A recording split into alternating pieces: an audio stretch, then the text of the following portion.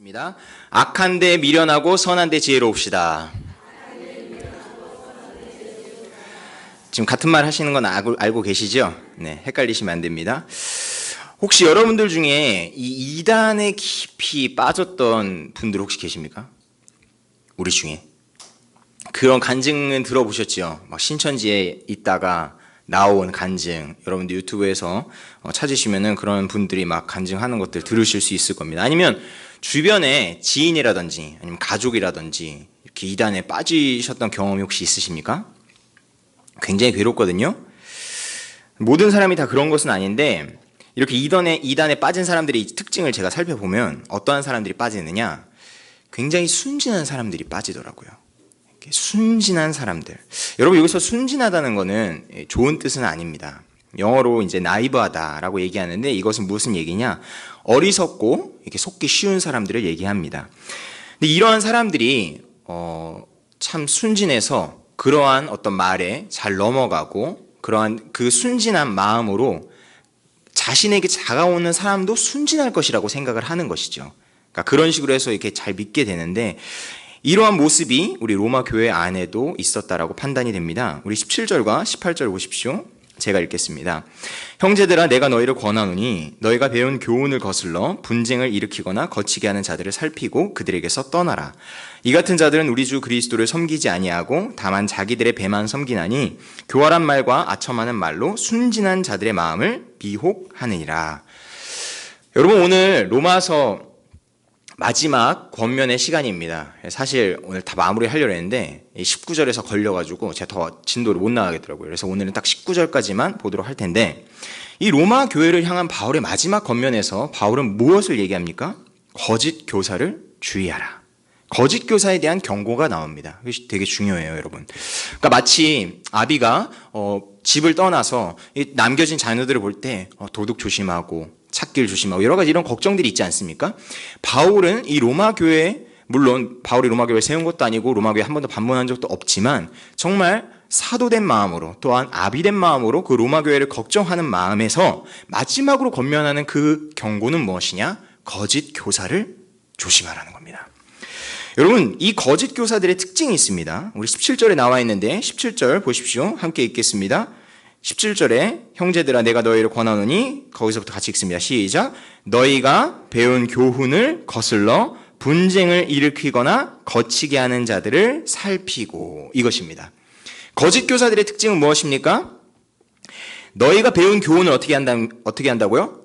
거슬러서 분쟁을 일으키게 하고 거치게 한다는 겁니다. 그러니까 걸림돌이 되게 하고 이렇게 시험에 들게 만든다는 얘기입니다. 여러분, 여기가 우리는 전쟁터라는 것을 알 수 있습니다. 어디가 전쟁터냐? 우리가 배운 교훈이 바로 전쟁터입니다.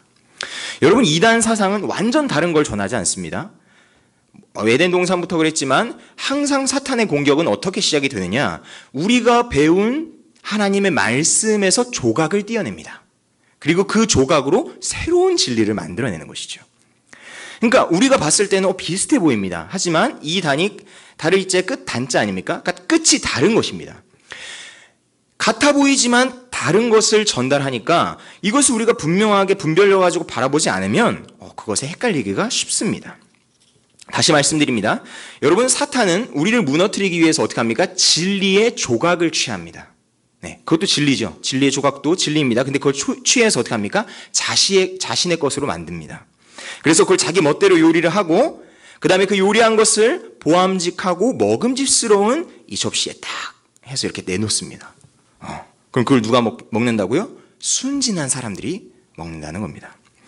그렇게 바울은 이 아비된 심정으로 로마 교회를 향해서 이렇게 말합니다. 19절인데 우리 19절 함께 읽겠습니다. 시작. 너희의 순종함이 모든 사람에게 들리는지라. 그러므로 내가 너희로 말미암아 기뻐하노니 너희가 선한 데 지혜롭고 악한 데 미련하기를 원하노라. 아멘. 여러분, 유명한 로마서 16장 19절 말씀입니다. 선한 데 어떻게 하라? 지혜롭고 악한 데 미련하라. 쉽게 말해서 분별력을 가지라는 얘기입니다. 선악에 대해서 분별력이 없으면 어떻게 됩니까? 선한 것에 미련하게 되고 악한 것에 대해 지혜롭게 됩니다.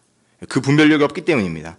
여러분, 그래서 악한 것의 지혜를 갖고 지혜롭게 이렇게 발전된 자들이 누구냐? 우리가 처음에 언급했던 바로 그 거짓 교사들과 같은 자들입니다. 여러분들이 신앙생활을 하시면서 이 선과 악에 대한 구별, 이 분별력이 얼마나 있으신지 궁금합니다. 근데 실제로 우리가 신앙생활 할 때는 이것에 대한 어려움을 굉장히 많이 느끼죠. 도대체 무엇이 선한 것이고 무엇이 악한 것인가? 여러분 이것을 어떻게 분별할 수 있을까요? 그래서 오늘 우리가 읽은 이 말씀에 이미 힌트가 있습니다. 18절입니다. 18절 함께 읽겠습니다. 시작. 이 같은 자들은 우리 주 그리스도를 섬기지 아니하고 다만 자기들의 배만 섬기나니 교활한 말과 아첨하는 말로 순진한 자들의 마음을 미혹하느니라. 아멘. 여러분 어떻게 선과 악이 구별됩니까? 그리스도를 섬기든지 아니면 자신의 배만 채우든지. 여러분 여기 굉장히 중요한 것이 무엇이냐면 아무리 선해 보이는 일이라도 그 일의 끝이, 그 일의 목적이 자신의 배를 채우는 것이라면 그것은 어떤 것이라고요? 악한 것이라는 겁니다. 여러분 자기의 배만 섬긴다는 표현은 우리가 이미 많이 들어보셨을 겁니다. 이러한 모습은 무엇이냐? 자신의 사리 사욕만을 위해서 움직이는 이기적인 모습을 말하는데 여러분 이것이 이렇게 밖에서 들어오는 거짓 교사들에게도 이런 모습이 있지만 더 위험한 건 무엇이냐면 우리가 이렇게 다니고 있는 이 교회 가운데서도 그러한 모습을 가지고 있는 사람들이 있을 수 있다는 겁니다. 우리와 같은 일반 성도들 가운데서도 자신의 사리사욕을 위해서 신앙생활을 하고 이기적인 마음으로 교회를 섬기는 사람이 있다면 오히려 그러한 사람들의 모습은 선해 보이지만 실제로는 교회를 어떻게 합니까? 분열시키고 다른 사람들을 시험에 들게 만든다는 겁니다. 저번 설교에서 제가 복음에 대해 말씀을 드릴 때 복음의 이 메시지가 중요한 만큼 이 메시지를 전달하는 메신저 또한 중요하다는 말씀을 드렸습니다. 근데 여러분 가장 최악의 메신저, 그러니까 말 그대로 복음이라는 최고의 소식을 가졌지만 그것을 전달하는 자가 가장 최악으로 그것을 사용하는 방법은 무엇이냐면 자기 자신의 안위를 위해서 사용하는 것입니다. 이것은 우리가 교회를 섬김에 있어서 반드시 떠나야 하는 태도입니다. 가장 대표적으로 예를 들어서 이러한 태도입니다. 어떤 거냐? 내가 주님께 이만큼 충성했으니 주님은 반드시 나에게 복 주셔야 한다. 네. 여러분 이러한 마음의 자세는 우리가 피해야 합니다. 왜냐? 우리가 주님께 충성한다고 해서 주님이 반드시 우리에게 그러한 복을 허락하신다는 이러한 성립은 사실상 이루어지지 않기 때문에 그렇습니다. 주님은 우리의 어떠함 때문에 복을 주시는 분이 아닙니다. 주님은 우리에게 복을 주시기로 결정하시고 그분의 자유로운 의지에 따라 우리에게 복을 주신 것입니다. 이것이 첫 번째로 우리가 그렇게 마음을 먹어서는 안 되는 것이고 두 번째는 거기서 말하는 복이 과연 어떤 복인가에 대한 질문입니다. 내가 주님께 이렇게 충성했으니 주님은 나에게 복을 주셔야 한다 했을 때 그 복은 무슨 복일까요? 대부분 이 땅에서 누리는 현세적인 복을 얘기합니다. 그러니까 이 땅에서 잘 먹고 잘 사는 것을 위해서 더 충성할 수 있다. 이러한 의미들을 여기서 깔고 있는 것입니다. 두 번째, 반대로 이러한 태도가 있습니다. 어떠한 태도가 있냐? 저 사람은 정말 죽도록 충성했는데 인생이 안 풀려. 저렇게 열심히 기도했는데 장가를 못 가. 제 얘기하는 거 아닙니다. 여러분, 근데 이런 얘기가 심심치 않게 들린다는 겁니다. 근데 여러분, 이것이 사실은 아까 말씀드렸던 것과 똑같은 맥락에 있습니다. 무슨 얘기냐? 주님께 충성했으면 당연히 그만한 현세적인 복을 받아야 되는데 그렇지 못하다라고 이제 평가를 하게 되는 것이죠. 여러분, 우리는 자꾸만 이런 식으로 하나님과 현세적인 복을 자꾸 연결시키는데 저는 이러한 것들이 이 거짓 교사의 가르침에서 비롯됐다라고 생각합니다.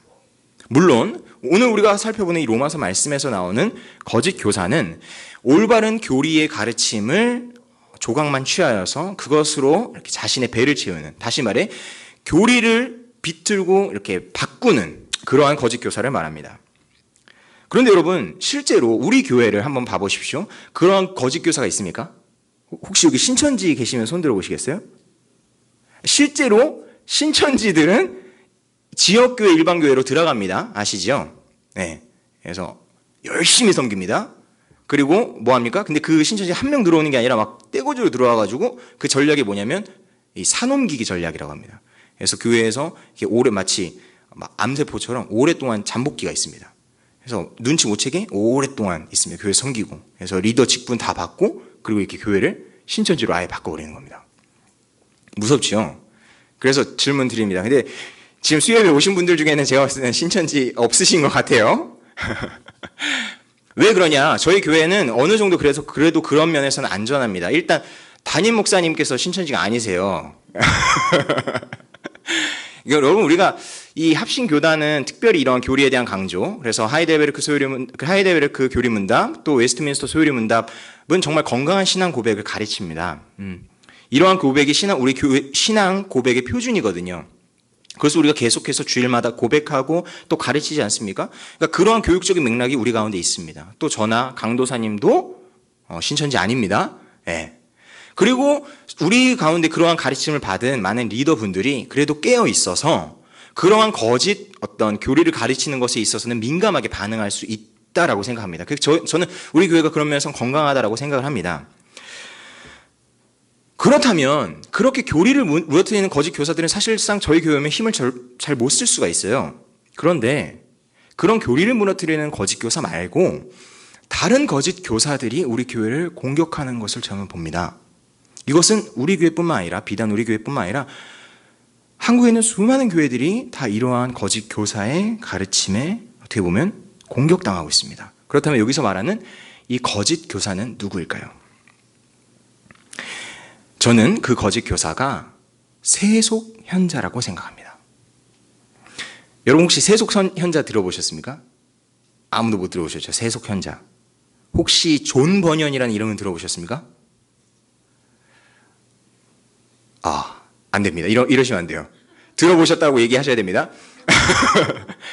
오케이. 그러면 철로역정 들어보셨습니까? 감사합니다. 이 세속현자가 어디에 나오냐면 철로역정에 나오는 등장인물입니다. 여러분 철로역정은 성경 다음으로 우리 기독교 역사에서 가장 많이 읽힌 책이에요. 그러니까 우린 반드시 알아야 되고 또 대한민국 우리나라에서 가장 먼저 번역된 외국 서적이 철로역정입니다. 그러니까 상식적으로도 유명하고 전 세계적으로도 유명하고 신앙적으로도 우리에게 굉장한 도움을 줍니다. 왜 그러냐면 우리 신앙에 가장 필요한 어떤 신학적인 교리들을 이렇게 설명식으로 나열한 것이 아니라 이야기 형식으로 풀었기 때문에 그렇습니다. 그러니까 이것은 어린아이들도 듣고 이해할 수 있는 것이에요. 그리고 심지어 재밌습니다. 줄거리를 아시는 분들이 계시겠지만 그냥 전체적인 줄거리는 이겁니다. 주인공이 있습니다. 주인공의 이름 무엇이죠? 크리스천입니다. 크리스천은 한국말로 뭐죠? 기독교인입니다. 네, 말 그대로 이름이 크리스천이에요. 그러니까 기독교인이 천성을 향해 나아가는 그 여정을 그린 것이 철로역정입니다. 근데 이 철로역정을 가는 가운데 이 크리스천이 정말 수많은 사람들을 만나요. 그래서 이 도움이라는 사람 만나서 전도자를 만나서 이제 전도자에게 저 길로 가라라는 명령을 받고 갑니다. 그런데 그 길에서 누굴 만나느냐? 세속현자를 만납니다. 이름이 세속현자예요. 그래서 이 세속현자를 만났을 때 이 부분을 제가 읽어드리겠습니다. 세속현자가 이렇게 얘기합니다. 내가 조언을 하나 할 테니 들어보겠소. 크리스천이 말합니다. 좋은 조언이라면 당연히 듣겠습니다. 그렇지 않아도 제게 그런 도움이 필요하던 참이었습니다. 세속현자가 말합니다. 자, 그럼 잘 들어보시오. 제 목소리를 바꿨습니다. 여러분들 위해서. 먼저 그 짐을 최대한 빨리 던져버리셔야 하오. 여기서 말하는 짐은 무엇일까요? 크리스천이 들고 있는 짐입니다. 여러분 여기 이것은 상징입니다. 소설이라서 이게 다 의미가 있는데 크리스천이 등에 짐이 있어요. 무거운 짐이 있습니다. 이 짐이 언제부터 생깁니까? 크리스천에게? 성경을 볼 때부터 생깁니다. 이 무엇을 얘기하는 겁니까? 성경이 등에 있는 죄를 발견케 깨닫게 하는 겁니다. 그래서 크리스천이 처음에 나아가는 그 여정은 뭐냐면 이 짐을 벗기 위한 여정이에요. 큰 짐이 자기를 억누르고 있는 거예요. 죄가 자기를 억누르고 있는 것이죠.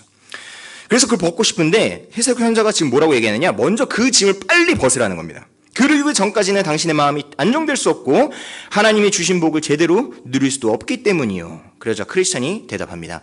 이 무거운 짐을 벗는 것이야말로 제가 간절히 바라는 일이지요. 하지만 저 혼자는 도저히 벗을 수가 없습니다. 제가 살던 곳에서도 이 짐을 벗겨줄 사람이 없었고요. 그래서 말씀드렸다시피 이 짐을 벗기 위해서 이 길로 가는 중입니다. 세속현자가 말합니다. 이 길로 가면 그 짐을 벗을 수 있다고 누가 얘기했소? 크리스천, 정말 위대하고 훌륭한 분 같았습니다. 그분의 이름은 전도자였고요. 여기서 말하는 전도자는 누굽니까? 목회자를 의미합니다. 그러니까 이 목회자의 말을 듣고 바른 길로 가고 있었어요, 크리스천이. 근데 세속 현자를 만나 세속 현자가 이제 이렇게 얘기합니다. 그 전도자 정말 나쁜 사람이구려. 그자가 알려준 길보다 더 위험하고 고된 길은 세상에 없어. 이대로 가면 고생 꽤나 할 거요. 절망의 늪이 진흙이 묻는 걸 보니 이미 한 번 죽을 고비를 넘긴 것 같구려. 하지만 그 늪은 이 모진 고생길의 시작일 뿐이요. 나이를 한 살이라도 더 먹은 사람이 하는 이야기니 귀담아 들으시오. 여기서부터 중요합니다. 세속 현자가 이렇게 얘기합니다. 이 길로 가면 피곤과 고통, 굶주림, 위험, 벌거벗음, 칼, 사자, 용, 어둠을 만나게 될 거요. 한마디로 당신은 죽는다는 얘기요. 나의 말은 많은 사람들의 증언을 근거로 하고 있어. 이런데도 생판 모르는 사람의 말만 믿고 경솔하게 그 위험한 길로 가겠소? 여러분, 이 세속 현자가 말하는 내용이 맞을까요? 틀릴까요? 맞아 보이죠? 왜요? 그 길은 어떤 길이랍니까? 피곤과 고통과 굶주림과 위험과 벌거벗음과 칼, 사자, 용, 어둠을 만나는 아주 무서운 길이기 때문에 그렇습니다. 그러니까 그 길 가지 말라는 건 맞는 얘기입니다. 어떠한 눈에서요? 세속적인 눈에서요. 그런데 하나님의 눈으로, 다시 말해서 예수 그리스도께서 말씀하신 그 말씀을 따라 보면은 이 길은 어떠한 길입니까? 지금 말씀드렸던 이 길은 복된 길입니다. 왜 그러냐? 여러분, 지금 말했던 이 피곤과 고통과 굶주림, 위험, 벌거벗음, 칼, 사자, 용, 어둠, 이게 어디에 나오는 겁니까? 히브리서 11장에 나오죠. 히브리서 11장은 어떠한 장이죠? 믿음의 사람들의 장이죠. 그러니까 여러분, 이 복에 대한 개념이 세속적으로 봤을 때와 하나님 중심적으로 봤을 때 완전 달라집니다. 세속적으로 봤을 때 복은 무엇입니까? 지금 말씀드렸던 이것들을 피하는 것이 복입니다. 그런 것들을 피하고 안전한 길로 가는 것이 복입니다. 그런데 하나님께서 보여주시는 복은 무엇이냐? 이러한 굶주림과 어려움과 죽음과 어둠과 핍박 속에도 불구하고 꿋꿋하게 주님이 허락하신 그 길을 걸어가는 것이 복입니다. 그러니까 주님은 주님 자체와 동행하는 게 복인 거예요. 근데 세속적인 복은 어떻게 얘기합니까? 주님이 없기 때문에 그 어려운 길을 일단 피하는 것이 복인 겁니다. 여러분, 이것이 세속 현자의 가르침입니다. 간단하게 요약하면 이런 얘기입니다. 넓은 길로 가라. 넓고 쉽고 사람들이 많이 찾는 길로 가라. 이것이 세속 현자의 가르침인데, 이러한 가르침에 가장 많이 노출되어 있는 자들이 누구일까요? 저는 우리 다음 세대 아이들이라고 생각합니다. 왜 그러냐? 그것을 어떻게 알 수 있느냐? 이 아이들의 꿈을 물어보면 알 수 있습니다. 여러분 이미 잘 아시는 내용이지만 다시 한번 여러분들께 묻겠습니다. 요즘 아이들에게 내 꿈이 무엇이냐라고 물으면 가장 많이 나오는 대답이 무엇일까요? 벌써 정답이 나와버려서 재미가 없어졌어요. 뭐 판사, 의사, 과학자 이런 여러 가지 나와야죠. 근데 그게 아니라는 것이죠. 여러분들이 이미 대답하셨듯이 누구요? 건물주입니다. 아이들의 꿈이 건물주예요. 초등학생 아이도 장래희망 건물주.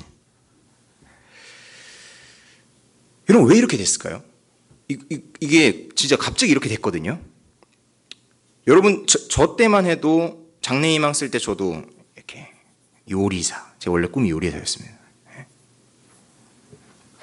간호사, 뭔가 이렇게 다른 사람들을 섬기고 약간 이런 직업들을 갖고 있는 사람들이 이제 장래희망이었는데, 지금은 조물주 위에 건물주가 나온다는 겁니다. 왜 그러냐? 이미 이 세속 현자의 가르침에 깊이 젖었기 때문입니다.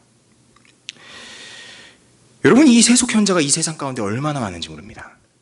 이 세속 현자는 어떠한 모습으로 나타납니까? 때로는 부모의 모습으로도 나타나고, 학교 선생님의 모습으로도 나타나고, 연예인의 모습으로도 나타나고, 정치인의 모습으로도 나타나고, 수많은 모습으로 우리 가운데 나타납니다. 그러니까 이걸 눈치채기가 정말 어려운 것이에요. 근데 그들이 가르치는 정말 다양한 세속 현자가 있지만, 그들이 가르치는 가르침은 딱 하나, 한결 같다고요. 아까 뭐라 말씀드렸죠? 좁은 길이 아닌 어느 길로 가라? 넓은 길로 가라는 겁니다. 그러니까 이 가르침에 쩔어 있는 우리 다음 세대 아이들은 어떻게 됩니까? 선한 데 미련하고 악한 데 지혜롭게 됩니다. 여러분, 그래서 이렇게 된 아이들이 교회에 오면 어떤 반응을 보일까요? 이 교회에 와서 진리의 가르침에 딱 그들이 부딪히게 되면 그들은 어떻게 생각할까요? 이 가르침이 미련하다고 생각합니다. 왜요? 이미 그들은 선한 데 미련하고 악한 데 지혜롭기 때문에 그렇습니다. 우리가 교회 오면 하는 가르침이 무엇입니까?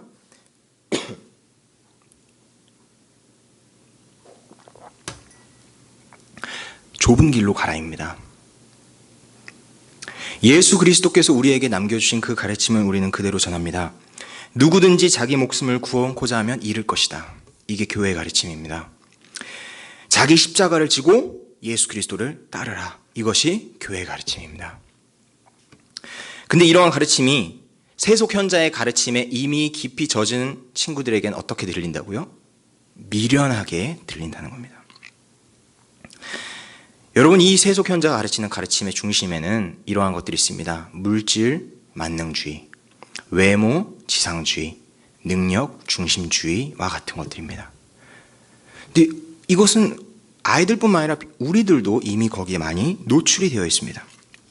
그러니까 저는 결론적으로 이 로마 교회를 공격했던 그런 거짓 교사들이 우리 가운데는 이러한 눈에 보이지 않는 가치관으로 와서 공격한다고 생각합니다. 그러니까 눈에 보이지 않아요. 그런데 우리는 6일 동안 세상에 살면서 그러한 세속 현자들의 가르침을 이미 깊게 받아들이고 거기에 깊게 물들어서 교회로 오게 되면 누가 거짓 교사가 됩니까? 거기에 깊이 노출된 자들이 거짓 교사가 되는 겁니다. 그러니까 더 어려워졌습니다. 그것들을 분별하기가 더 힘들어진 겁니다. 저는 이번 저희 중고등부 수련회 가서 어떤 친구의 이 질문을 들었는데 그런 얘기를 하더라고요. 이제 그 강사분이 너 예수님 믿니? 그랬더니 예수님 안 믿는데요. 그래서 왜 안 믿니? 별로 믿기지가 않는데요. 그래서 또 질문했습니다. 그럼 어떻게 믿을 거니? 어떻게 하면 예수님 믿을래? 그랬더니 그 친구의 대답이 가관입니다. 뭐라고 얘기하는지 아십니까? 영민이는 알고 있습니다.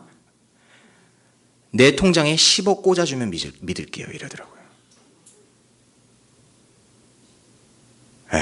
진짜 오마에 가십니다. 근데 그걸 부끄럽지 않게 얘기해요. 그리고 아이들이 오!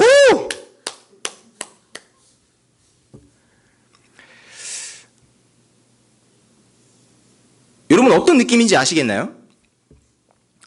그러니까 예수님보다 귀한 게 무엇입니까? 내 통장에 꽂혀 있는 10억입니다. 내 통장에 10억, 그럼 믿어줄게. 주객이 전도돼도 이렇게 전도될 수 없습니다. 근데 왜 그 아이 가운데는 그러한 생각이 들어온 것일까요? 이미 앞서 말씀드린 바와 같습니다. 세속 현자가 그렇게 가르쳤기 때문입니다. 그리고 그 가르침을 정말 지혜롭게 받아들인 것입니다. 선한 데 지혜롭고 악한 데 미련하라는 말은 이렇게 쉽게 번역하면 이런 얘기입니다. 선한 것에는 전문가가 되고 악한 것에는 미숙한 사람이 되어라. 악한 것에는 초보자가 되어라. 여러분 초보자는 어떻게 합니까? 다룰 줄 잘 모르잖아요. 전문가는 어떻습니까? 능숙합니다. 그들을 잘 만들죠.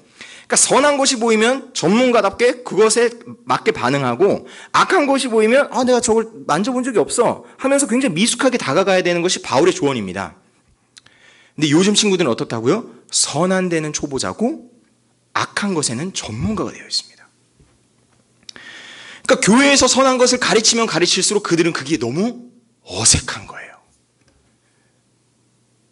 왜냐? 6일 동안 그들의 가정 가운데서 학교 가운데서 그들이 보는 수많은 미디어 가운데서 가르치는 가르침은 전부 세속 현자의 가르침이기 때문에 그렇습니다. 그러니까 저는 참 다음 세대를 담당하고 있는 교육자로서 이러한 것이 너무 강력하게 느껴집니다. 사실은 좀 두렵기도 해요. 왜냐면 아무리 내가 선한 걸 가르쳐도 그들은 선하게 받아들이지 않거든요. 전사님, 그래서 뭐? 어떡하자고요? 이런 식으로 나온 겁니다. 뭐 영어식으로 말하면 이제 so what인 거죠.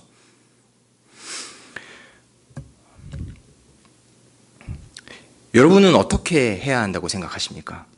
이러한 세속 현자들의 수많은 공격 가운데서 교회에 거짓 교사가 없어도 그 세속 현자의 가르침에 깊게 물들인 아이들이 이 교회에 올 때 우리는 어떻게 반응해야 할까요? 정답은 하나입니다.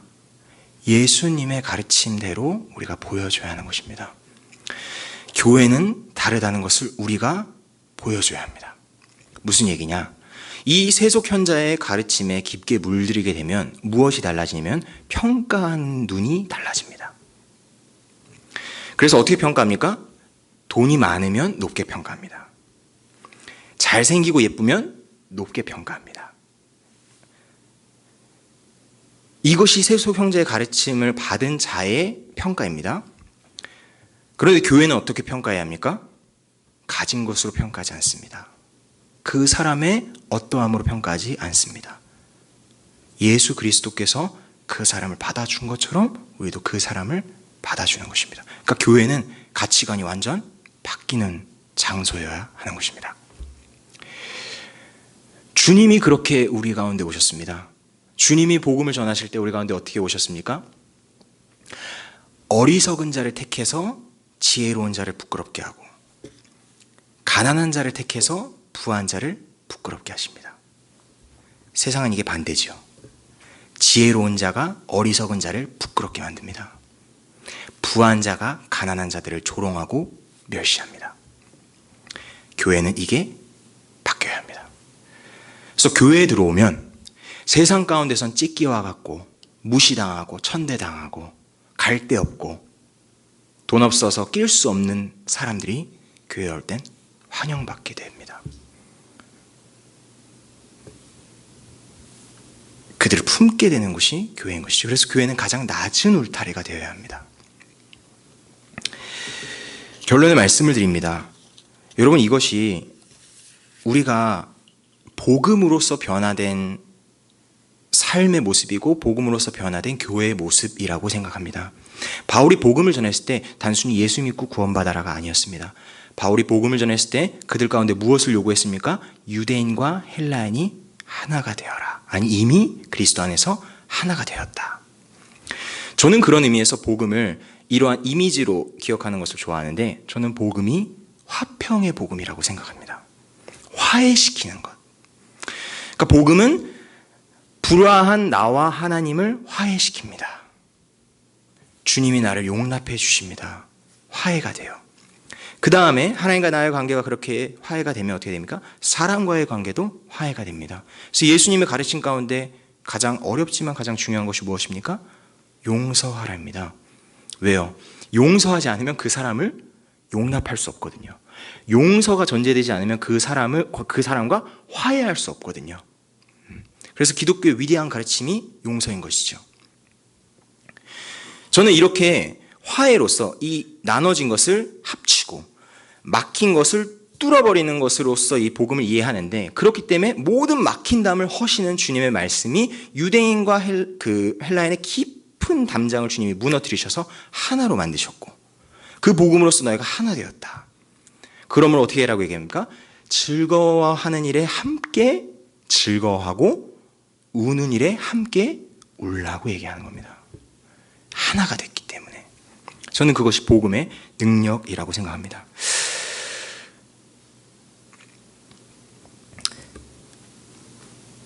저는 우리 교회에 오는 아이들이 그러한 마음으로 평가받았으면 좋겠습니다. 세상 가운데서 막 치이잖아요. 우리 선생님들도 어떻습니까? 보통 학교 선생님들 공부 잘하는 애 좋아합니다. 근데 교회에 오면은 다른 거예요. 내가 공부가 아니어도 다른 것으로 사람들이 봐주는 겁니다. 집사님이, 권사님이, 장로님이 나 잘한 것도 없는데 그냥 와서 안아주고 토닥여주고 격려해주고, 이런 모습이 우리 교회 가운데 넘쳤으면 좋겠습니다. 저는 이것이 하나님 나라의 모습이라고 생각하거든요.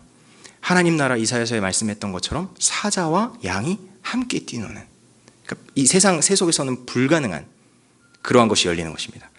네, 이제 마칠 시간이 됐다고 알려주셔서 감사합니다. 제가 마지막 이야기로 이 설교를 마치려고 합니다. 제가 갖고 있는, 제가 제 머릿속에, 제 마음속에 깊이 기억하고 있는 한 이야기가 있습니다. 제가 직접 경험한 얘기입니다. 초등학교 3학년 때 일입니다. 저희 반에 왕따가 한 명 있었습니다. 여자애였는데요. 가장 못생겼고, 가장 냄새나고, 가장 가난한 친구였습니다. 근데 초등학교 때는 뭔가 그런 개념이 없거든요. 누군가를 이렇게 배려해주고 보호해주고 이런 게 없어요. 그래서 진짜 말 그대로 보면 바로 놀리는 거예요. 냄새나 하면서 피하고, 여자애들은. 막 남자애들은 막 주변에 있는 거 막 집어 던집니다. 저도 그들 중에 하나였어요. 그러니까 이게 집단적으로 같이 놀리면 그것이 굉장히 즐거워요. 그래서 그 애가 울면은 막 저희는 웃습니다. 저희 담임 선생님께서 그 모습을 보시고 어떻게 하셨냐? 너네 다 앉아. 그래서 모든 반 아이를 다 모이게 하셨습니다. 그리고 그 가장 못생기고 냄새나고 가장 가난한 아이에게 너가 가장 잘하는 것이 무엇이냐라고 물어보셨어요. 근데 그 아이가 뭘 했는지 아십니까? 춤을 췄습니다. 근데 그 춤이 너무 잘 추는 거예요. 애들이 어떻게 했어요? 뭐야? 엄청 놀라게 된 것이죠. 분위기가 완전 반전이 된 것입니다. 그러니까 그 선생님은 어떠한 선생님이었습니까? 세속 현자가 아니었습니다.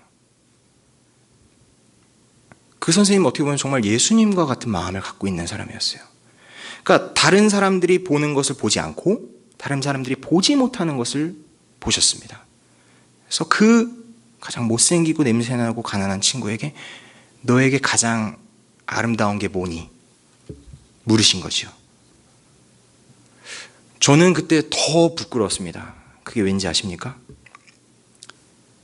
그게 주일학교에서 제가 배우던 율동이었기 때문에 그렇습니다. 그러니까 그 아이도 크리스찬이었던 거예요.